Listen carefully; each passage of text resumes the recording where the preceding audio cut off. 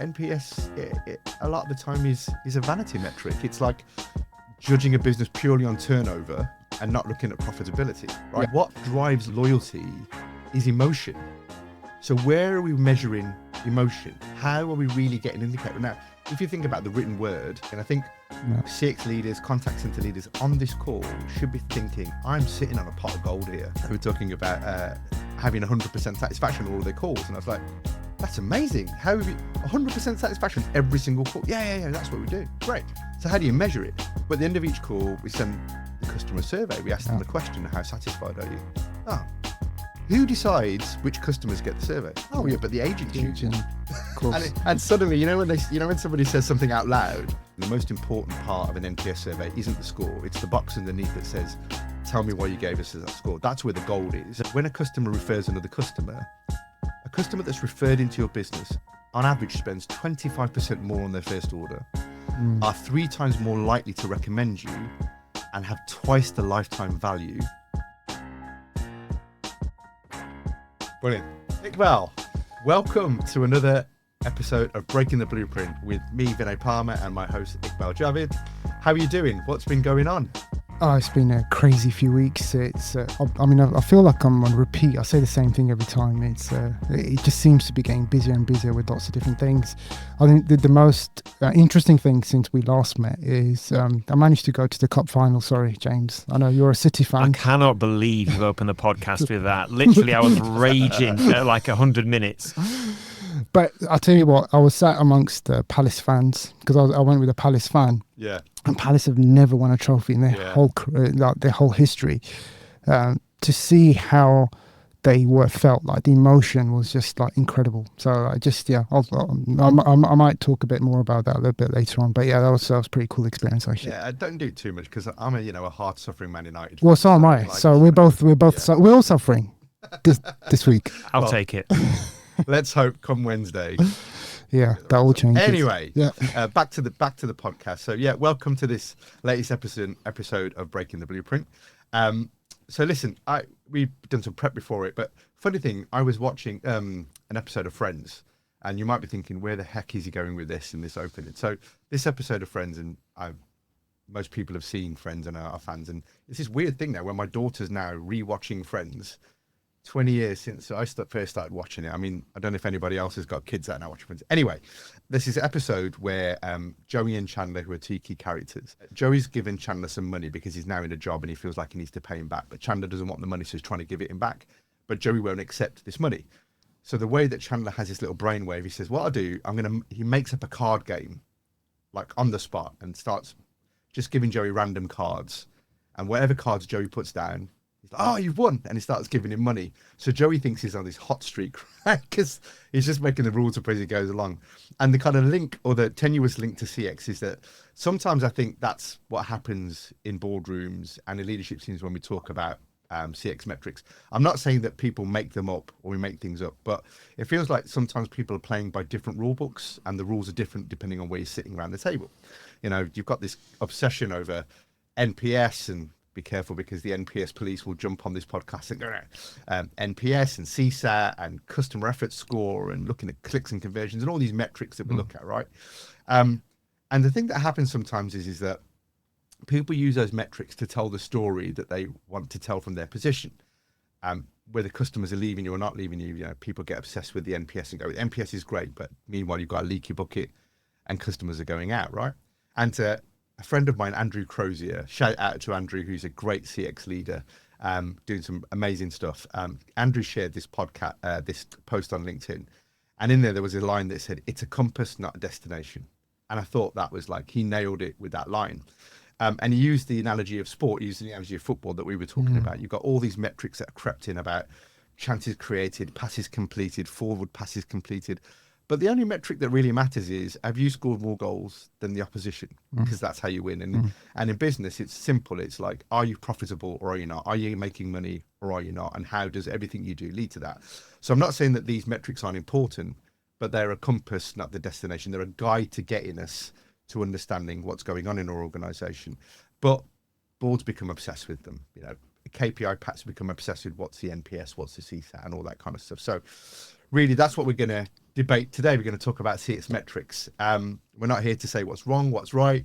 We're here to create some great debate, start some great conversations, and really help leaders to make smarter decisions about CX in their companies. And before we jump into that, a really quick plug for Iqbal and I. So I'm Vinay Parmar. As I said, I'm the Managing Director of Customer Whisperers, and Iqbal runs a great consultancy called CX Evolve. And we're both in a place where we work with organizations to help them to really understand how to drive loyalty, advocacy, and trust, to go beyond just looking great on a dashboard to delivering real value in their organization. So what you hear in these podcasts, as always, is great real life examples from the work that we do.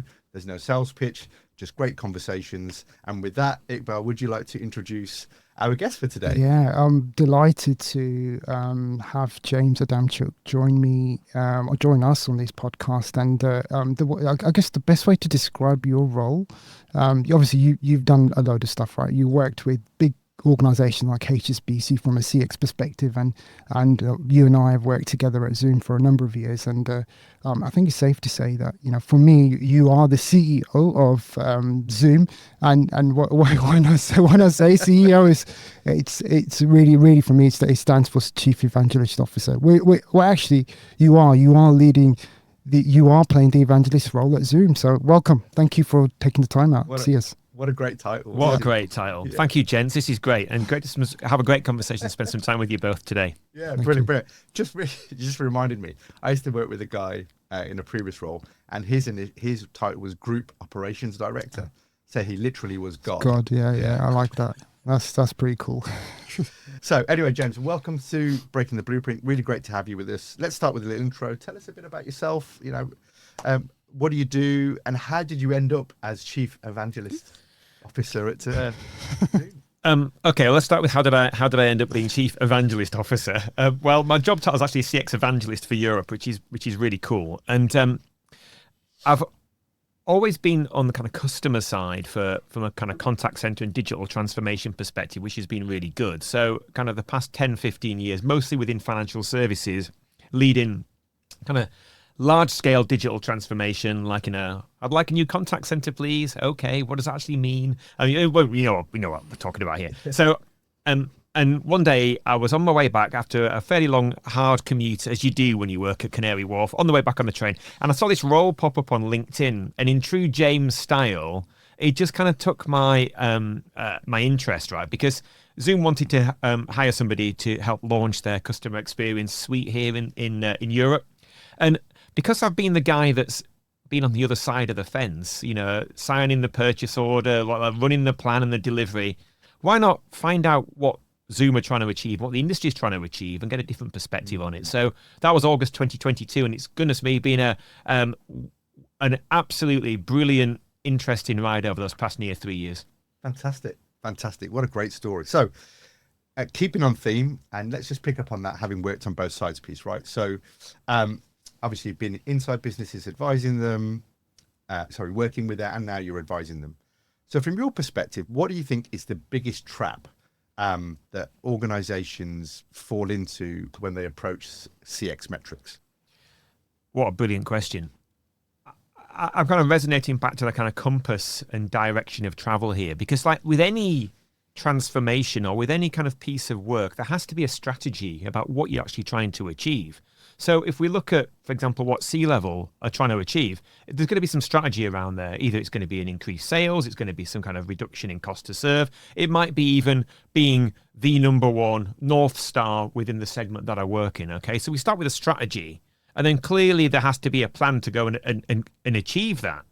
So where CX comes in at this juncture is all the component parts that can help deliver what that strategy is. So again, when we talk about metrics, and again, we can go as old school as you like, you know, average handling time and things like that. And is that really relevant in today's organization when in fact we're looking at much more of an outcome-based approach, right? So I'm really, really big on outcomes. And to kind of build on that, let's think about, you know, the contact center maybe a decade ago, where we had very stressed out department managers and contact center managers literally carrying around reams of A4 paper, stressed to the max, that wasn't insights, that was reporting. So I think we kind of got from reporting to insights, but now we need to take that further step forward to really understand how some of these metrics can influence my organization. Yeah, it's really interesting. I mean, I grew up managing contact centers, and I know we're focusing on contact centers as part of that customer experience, but it is interesting. You know, I've been in contact centers where I've taken AHT out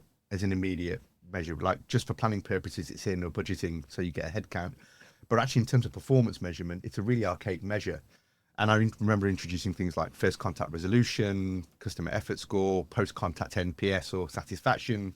Although I will share one example with you with an organization that I worked with years ago, and they were talking about having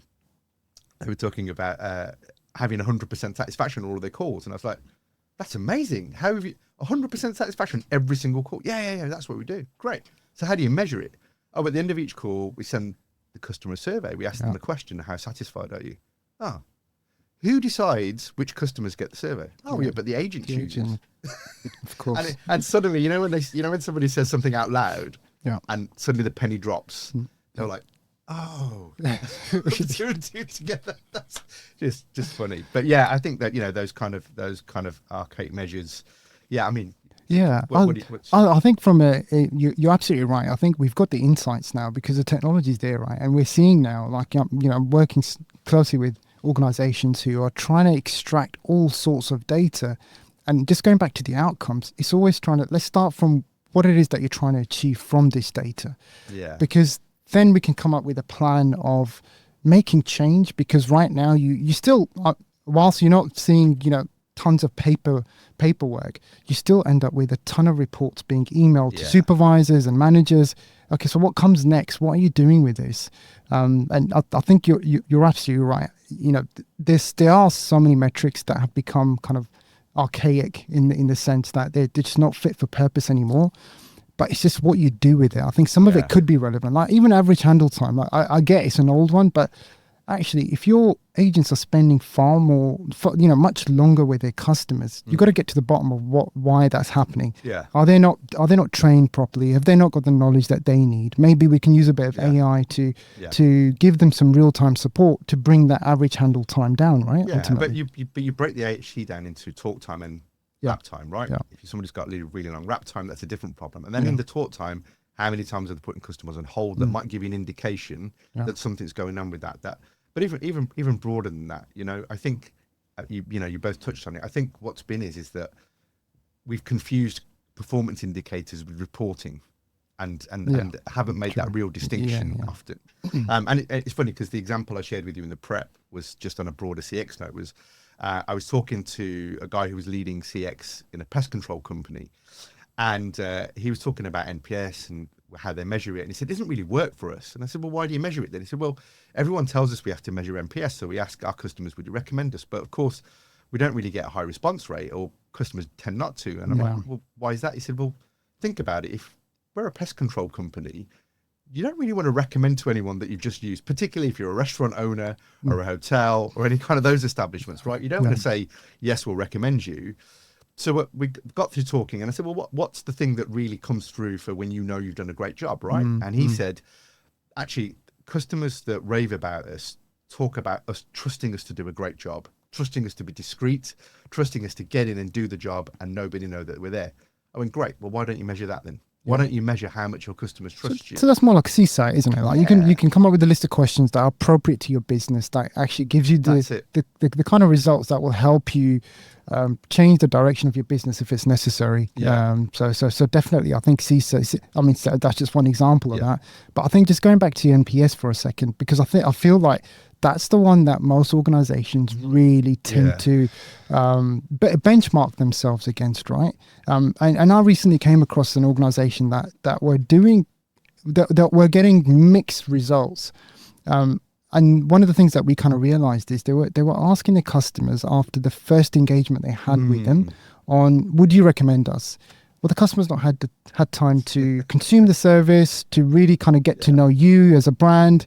The timing of when you ask these questions, I think, is also important, isn't it, from a timing perspective? I think this is really interesting because if you think about like a customer journey and we really focus on personalization, so ensuring that, I've got the right channel, I've got the right agent, I've got the right first contact resolution, if you will. If we make that effort on personalization, why can't we make that effort when it comes to net promoter score, to your point?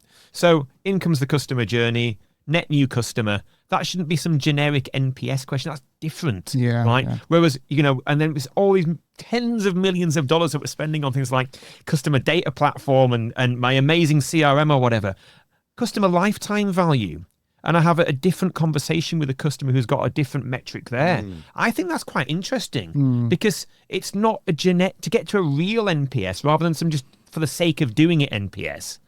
Maybe put a bit of personalization in there. Yeah, that comes with design, though, doesn't it? I agree. I think we're designing on the fly here, folks. This is great.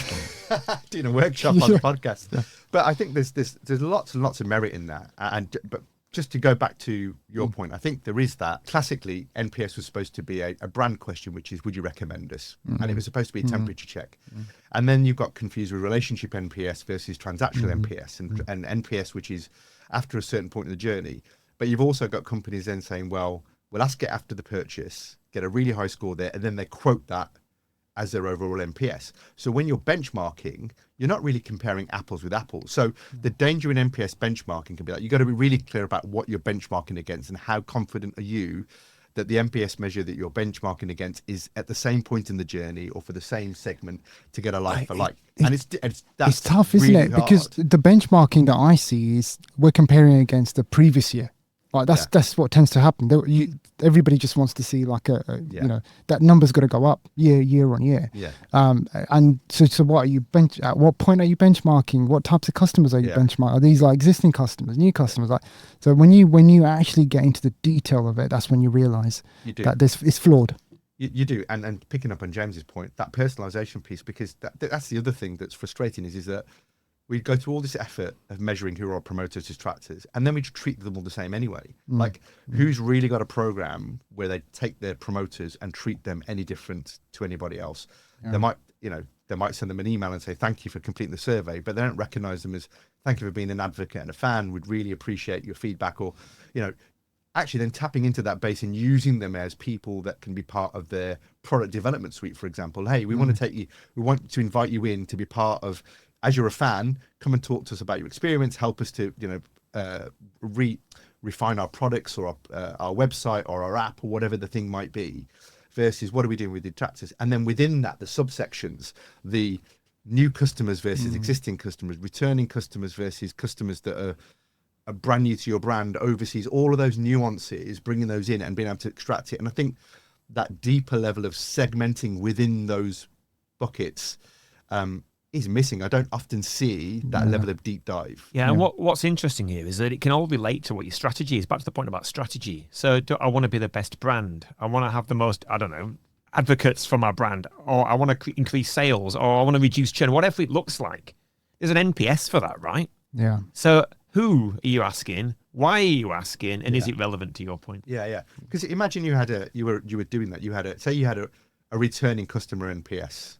That was really high, but you had a new customer NPS that was tanking. That would tell you part of a story that's going on in your organization, that something's different. I don't see that though. Do you guys? I haven't come across that often actually. The way you've positioned it. I mean, maybe that's a pretty cool idea. We should. And I think that's what board should be doing. And I think partly it's reflective of how the board conversation happens. Because let's face it, a lot of the time we have these unconscious biases, and we have a picture of who our typical customer is. And so we have an overall score.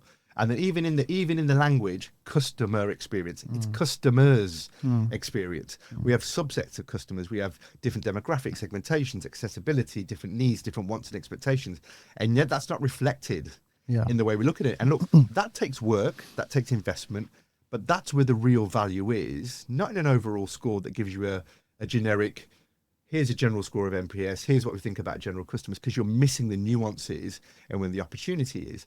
And this is not an example exactly in that state, but I know previously where we did transactional NPS after people traveled. What we're able to do is break it down by at which station, at which stop, on which service, on which day. And that really helped us to dig deep and go, actually, we found a use case where at one airport, there were 2 terminals and there was a different NPS on each side of the terminals. But it was the same service going in, it was the same team that were there, and we couldn't figure out why that was it. And all it turned out to be was when we did some observation and went down, talked to the frontline staff, talked to managers, stopped passengers, and had a conversation.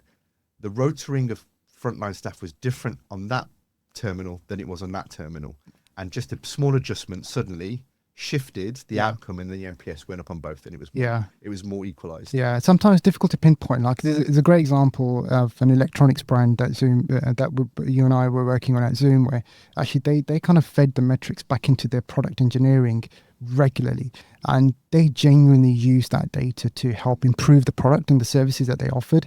But there wasn't a tangible, like, it was because of the data that we're now delivering a great service and a product, but obviously it does impact the bottom line. So I think there's tactical things you can do with the data that you can collect and with the metrics, but overall I think it's just figuring out at a high level what are those real outcomes that we're getting, and actually, rather than, the question shouldn't be what's the NPS score, but what's the outcome of this score, like what are we getting?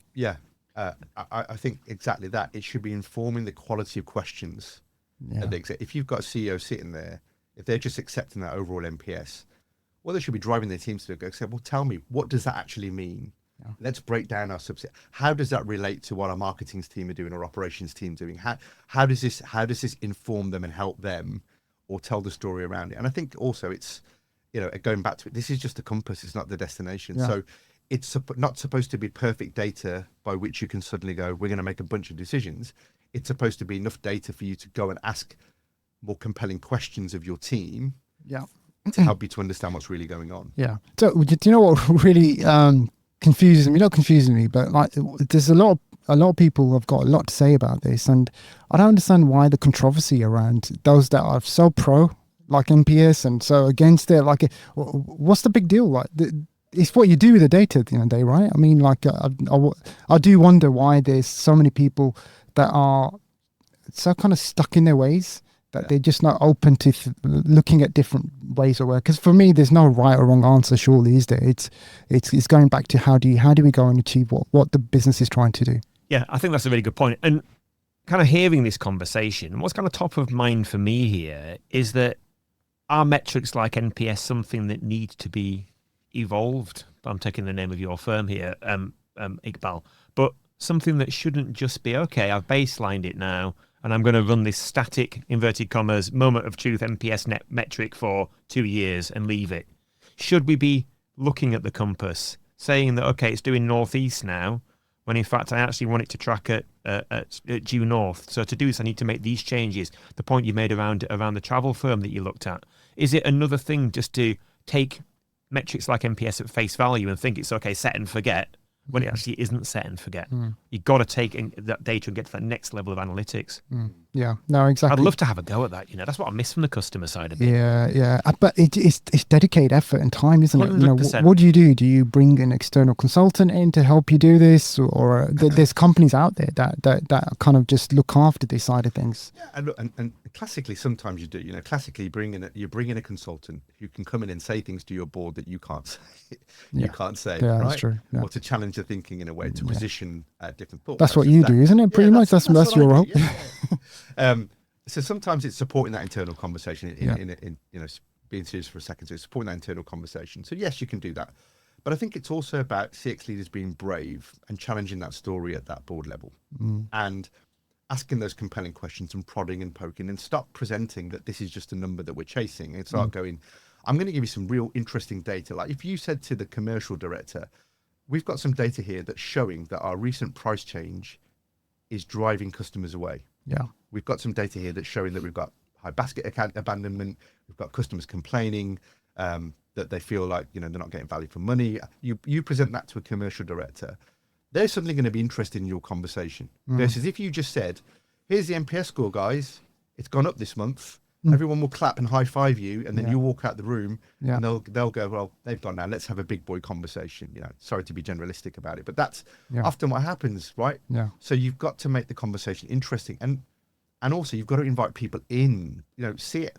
Metrics like customer satisfaction, maybe NPS more so, and customer effort and all those, they're relatively new and unknown.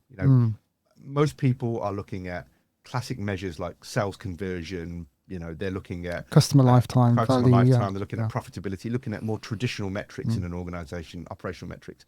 So not everybody understands that. So you have to invite people into the conversation to get to understand what is it that you're actually telling them. What does this measure actually mean? And I think, going back to your question about why so much controversy, I mean, I'm sure there are a billion answers, but I think sometimes it's just human nature. When you've got a measure that works for you and you think that's the way that you should measure something, when you get challenged on that, or when somebody's telling you to do it a different way, you kind of, you put out a bit, because that's your crutch. That's the thing that holds up everything you do, right? But that's true. But NPS, a lot of the time is a vanity metric. It's like judging a business purely on turnover, and not looking at profitability, right? It's just, I think that's a good point about the profitability at the end of the day, right? Why are we doing all of these things, like the metrics? How do you tie?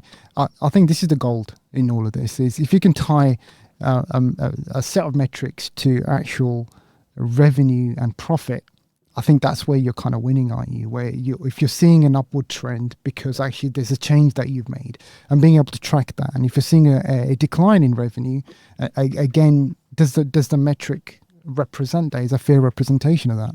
Yeah, again, it has to be relevant, okay? So if you're looking at things in a manner of driving more product sales or looking at some specific outcome that you're looking to achieve, you need to make sure your organization's geared up to actually, first of all, make sure the metric that you're getting is right, and it's measuring that particular set of data at the right point in time of that customer journey. That's absolutely critical.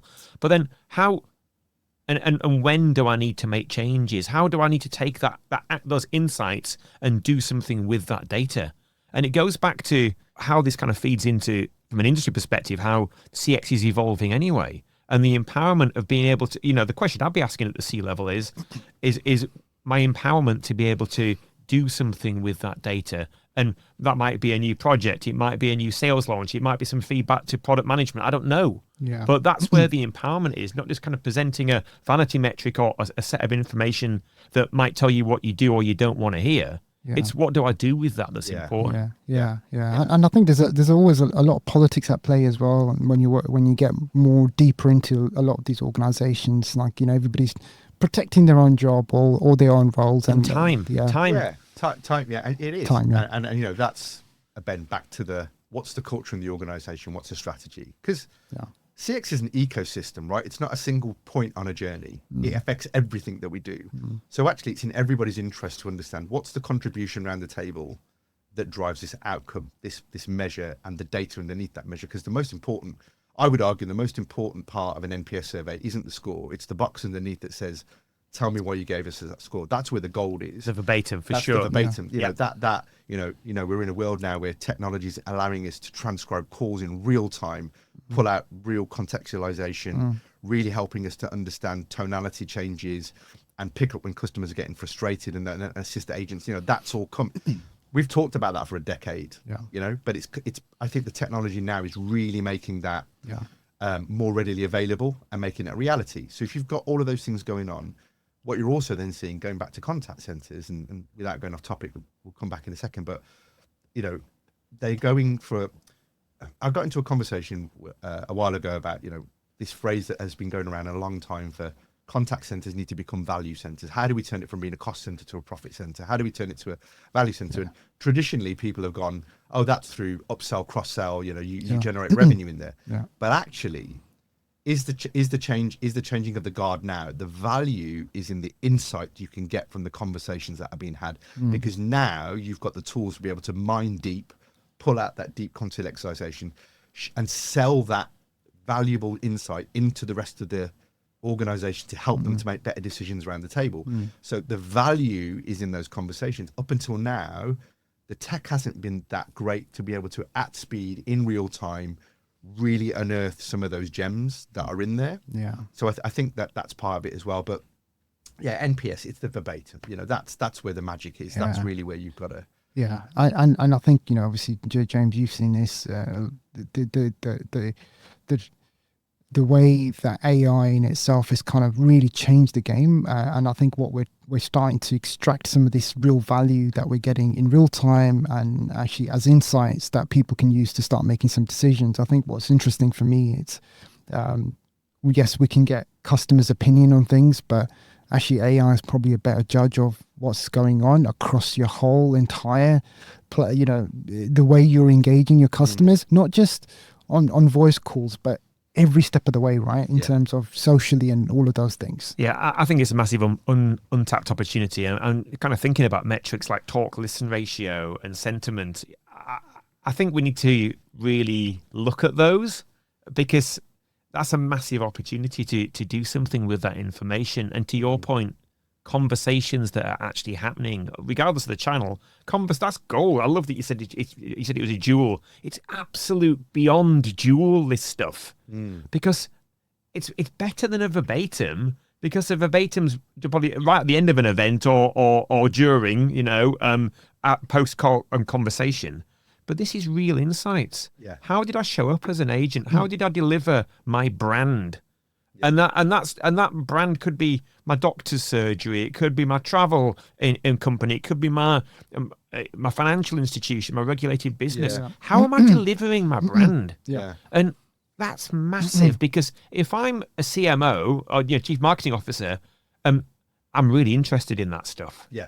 And now that's something I want to hear about. Yeah, exactly. You want to know how's this impacting our consideration? How's that impacting our perception of the market?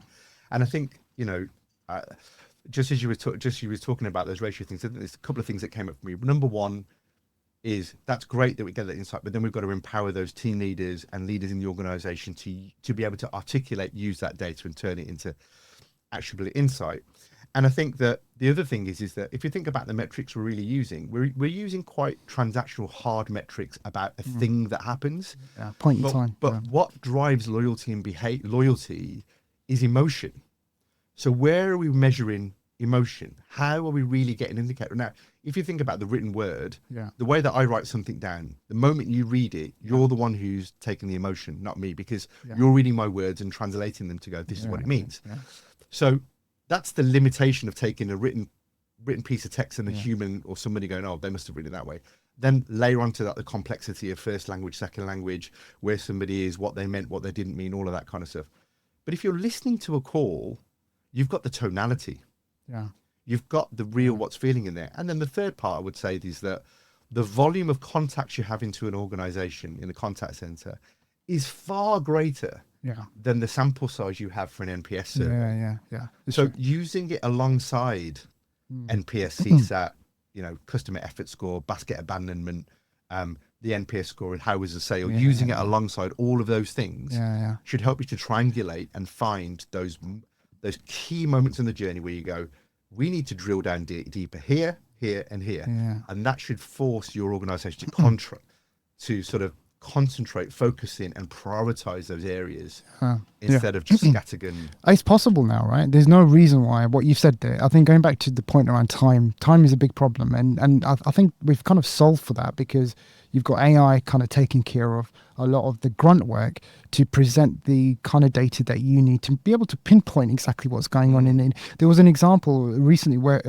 working with a fashion retailer, and they put their prices up on a particular product, and they noticed that their complaints went up. And the immediate kind of response, and based on some of the metrics that they were looking at, they kind of decided that it was initially down to the hike in price, right? That was the only thing that had changed. But what actually wasn't the only thing that changed. They also moved their contact center to Eastern European country. It all coincided. And when they actually digged into some of what people were saying, it was because the people weren't understanding them. Right? Yeah. When they were calling in, that resulted in, and it wasn't, they were happy to pay, they were getting value from the price increase. They were okay with it. Like the product was still good, but the service they were getting was impacted. So it's just, that's why you've got to go into the detail of it. Otherwise, you'll end up making the wrong decisions. Isn't that an amazing opportunity, though? I mean, to unlock AI in that kind of use case where you can take that unstructured data and just say, how many times were customers asking the agent to repeat themselves?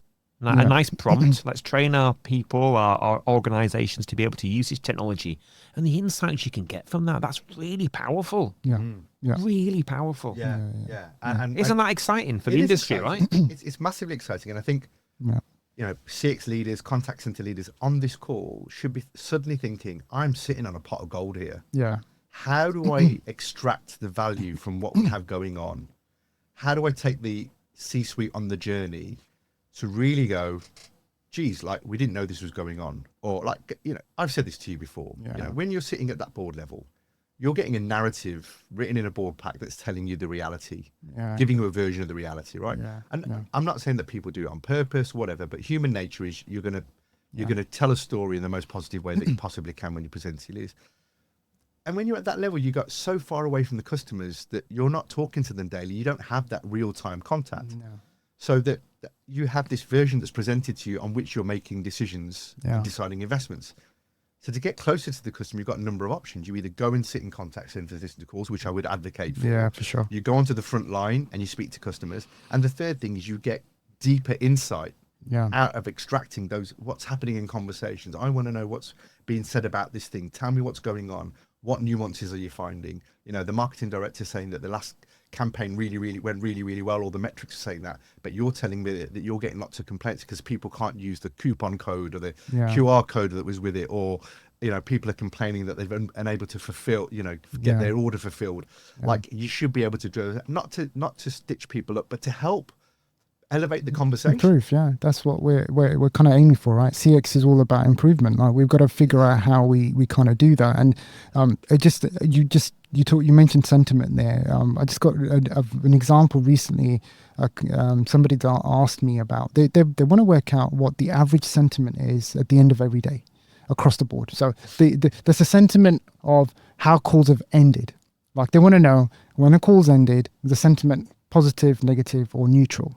And they want to write, I'm trying to figure out what are you going to do with this data? Like, what does that mean? What they were trying to figure out what the trend is, because it correlates with some training that they're doing for their agents to drive more empathy in the way that they are approaching their customers. So even if the service that the customers are getting isn't great, they want to know that the calls ended on a positive. Because actually they're teaching their agents to be more empathetic and to show care and all of those.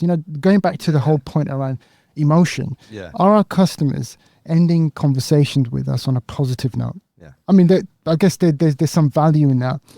Well, of course, because the customer doesn't care what your AHT is, what your wrap time is, what your talk time is. They don't care about any of those hard metrics. What they care about is on this call, did somebody actually care about me enough to help me to solve this problem?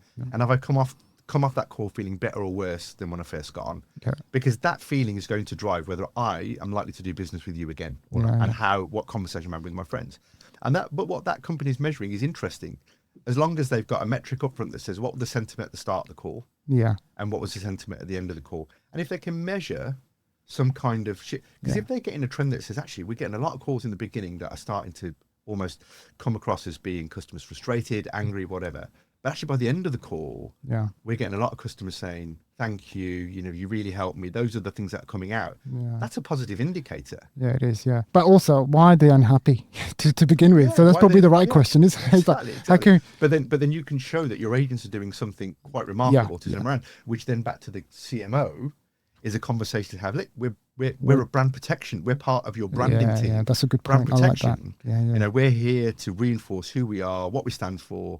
We're letting the customer know that we'll take care of them when they have a problem. That goes deep. And I think I shared a stat with you that when a customer refers another customer, a customer that's referred into your business on average spends 25% more on their first order, are 3 times more likely to recommend you, and have twice the lifetime value than as somebody you acquire direct. Wow. So if you're thinking that this is a soft measure, if you're thinking there aren't any economics behind this, or there's no real money behind this, there is, because the more you drive that feeling of advocacy from customers, and they are the ones recommending, the greater the opportunity of growth, future revenue, lifetime value. All of that really comes into the mix. You see a lot of brands also use like referral fees to try and encourage those, kind of bribing your customer to refer you. I mean, does that work in the same way? Just because like Revolut are messaging me every day, look. Yeah. But it goes back to do you love the brand? I think for getting paid 50 GBP to refer somebody, I'd only do that if I really loved me personally. If I really loved what I was getting, it's true. But isn't that because, like, obviously for 50 quid for you may not be a big deal, but actually for my son, I know for a fact he would get all his mates on there. I get it. I completely get it. Because it is around a demographic thing for sure. But you know, ultimately, I want good service, and you know, if it's a competitive marketplace, is financial services. You know, so maybe as like me, like you with family, my 18-year-old's probably got a different need to myself, right? Yeah, exactly. And again, it's about trust with that brand as well, and that's really, really important. Yeah. So I love this conversation because it just shows how important it is to get into the detail and not just have a value. It isn't a Boolean yes, no. It isn't a range or a percentage. It's reality of what's happening. Yeah. Let's have that gold. Let's have that reality. And contact center is the place, is the reality.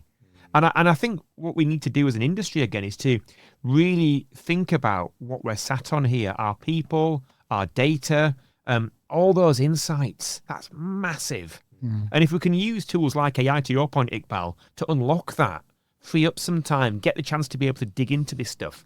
What an opportunity to transform CX. Do you know what I mean? Be hugely, and you know, contact centers, frontline service, you know, all of those. 100%. Okay, let's jump to a final question for you, James. So, if you could change just one thing of how companies use metrics in CX that would make the biggest shift or the biggest difference, what would that thing be? When you present the metrics, what are you actually doing about it, or what is the ask? Tell me what you need. If I'm the CIO, tell me what you need, and maybe instilling the confidence of the people who are listening to this now on this podcast to be able to do that. That's going to really help you, help us, right, and help your customers. What's the ask? Great. Well, thank you for being an awesome guest. Thank you for your contribution.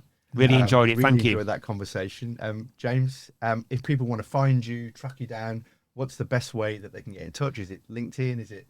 Yeah, come and say hi on LinkedIn. I tend to be a very nice person and respond to emails and stuff because I think we're here for the industry again. And we've got to bring people through. We've got to generate that enthusiasm and confidence. It is a great place to be. So please do reach out. Yeah, I appreciate that, James. And I think, you know, for me personally, you're one of the most passionate people that I've come across in this industry. So, you know, really appreciate you coming in, giving us your kind of insight and your thoughts. So, yeah, appreciate that. You're very welcome.